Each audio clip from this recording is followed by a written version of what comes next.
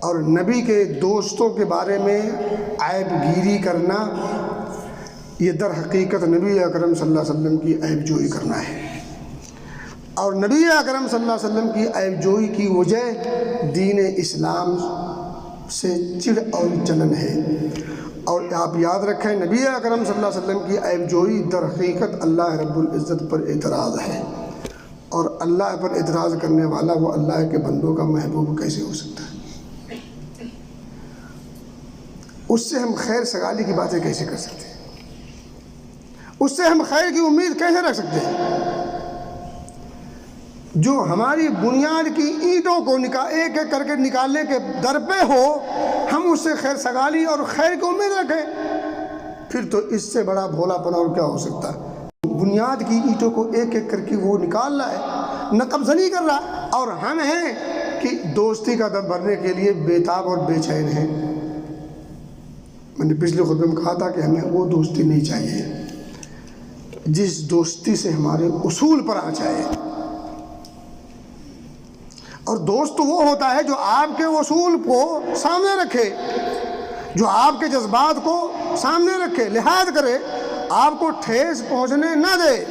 وہ دوست ہوتا ہے۔ وہ شخص دوست کیسے ہو سکتا ہے جو آپ کے جذبات کو آئے دن ٹھیس پہنچاتا رہے اور آپ کو تکلیف دینے کی نت نئی تدبیریں کرتا رہے؟ وہ اور دوست، اس سے پھر دوستی کی امید۔ یہ بھولے پن والا راستہ چھوڑیے۔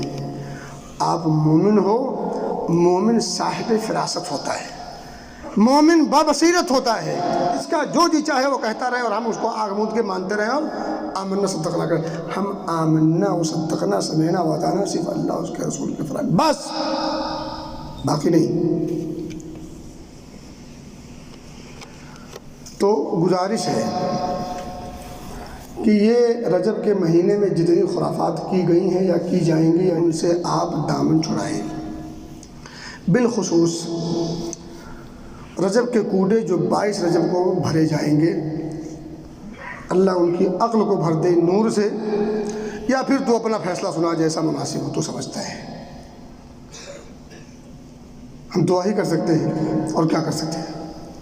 تو آپ لوگوں سے اگر ذرا بھی صحابہ سے محبت ہے، الفت ہے، لگاؤ ہے، پیار ہے، اور یہ محبت اسے ہی ہوگی جس کو نبی سے لگاؤ ہو۔